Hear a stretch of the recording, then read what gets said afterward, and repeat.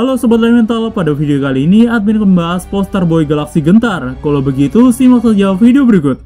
Monster telah merilis posternya nih. Walaupun harusnya poster itu kan lebih dulu daripada teaser, tapi memang di sini teaser dulu daripada poster. Padahal memang Gentar ini sebelumnya ada masalah dengan posternya dan revisi dari Gentar. Katanya CPU-nya meledak karena merender poster Gentar yang sangat kacak. Lalu Gentar merevisi logonya sendiri dan harus diiringi lagu Dus Dus Dum Dum. Tapi menurut admin, poster teaser kali ini tidak jauh berbeda dengan teasernya. Paling sedikit efek dan kata-kata seperti strong atau nomor 1. Jadi ya kok segentar ini masih seperti di teasernya dengan efek berbeda. Tapi kalau kalian perhatikan di hitungan mundur kemunculan teasernya itu kan ada topi Gentar.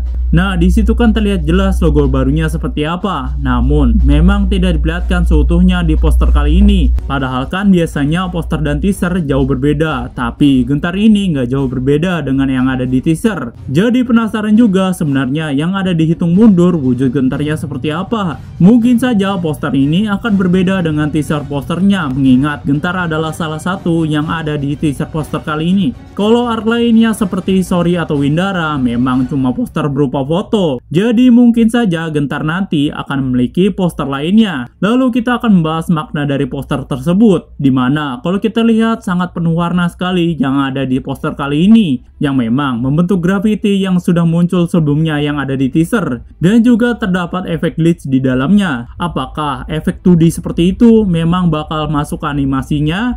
Bakal seru juga seperti itu, mengingat Gentar ini kan karakter ceria. Lalu ada tulisan hero nomor 1 yang memang kalau kita baca komiknya, Gentar ini mengatakan kalau dia adalah hero nomor 1.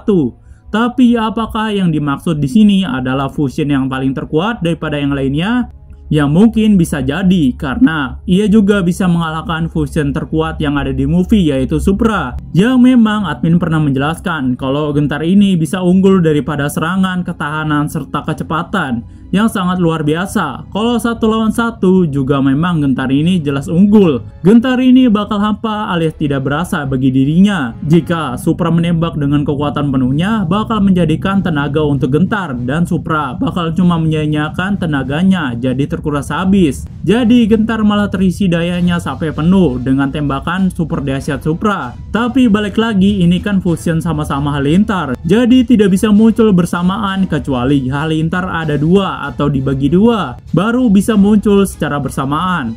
Lalu kita ke kata selanjutnya yaitu strong, yang memang ini merupakan kata terbaru yang dipakai oleh Gentar. Mungkin yang berarti di sini Gentar ini sangat kuat, yang memang potensi kuasanya bisa jadi kuat apabila Gentar ini mendapatkan dayanya berupa tembakan. Jadi bakal sangat kuat dan tidak terkalahkan oleh musuh yang sebesar raksasa yang memang sudah melahap banyak robot-robot. Tetapi tetap saja Gentar ini bisa jauh lebih unggul daripada dia. Memang sangat luar biasa kuasa fusion yang satu ini. Apalagi kan di teaser poster Gentar ini memiliki mahkota kecil di atas kepalanya. Jadi ini menandakan kalau Gentar ini fusion yang paling kuat dibandingkan fusion lainnya. Jadi nggak heran kalau fusion Gentar ini dinobatkan fusion yang paling kuat saat ini. Tapi tidak tahu juga kalau Sopan nanti muncul. Lalu kita bahas juga screen time fusion Gentar dengan yang lainnya. Seperti admin bilang sebelumnya, Gentar ini muncul di setiap episode atau di arc secara penuh. Jadi nggak heran kalau Gentar ini dinobatkan ketahanan fusion yang paling kuat daripada yang lainnya. Tidak seperti Supra dengan serangan terakhir saja langsung berefek kelelahan dan turun ke tingkat tahap 1. Ini merupakan rincian fusion lainnya dengan Gentar seperti ini, dimana Sorry cuma 3 menit saja yang memang muncul di akhir arc-nya atau episode terakhir saat melawan Jumbosar, jadi sebentar saja. Lalu setelah mengeluarkan tembakan Sorry berduri langsung kelelahan dan kembali ke bentuk normalnya. Selanjutnya ada fusion Frostfire yang muncul 2 kali di movie dan arc Sorry, dimana kemunculan sebagai fusion pertama diberikan screen yang banyak dibandingkan dengan fusion lainnya di movie 2, dimana ia menghadapi Retaka Kristal. Awalnya saja unggul karena Retaka belum terbiasa dengan kuasa fusion,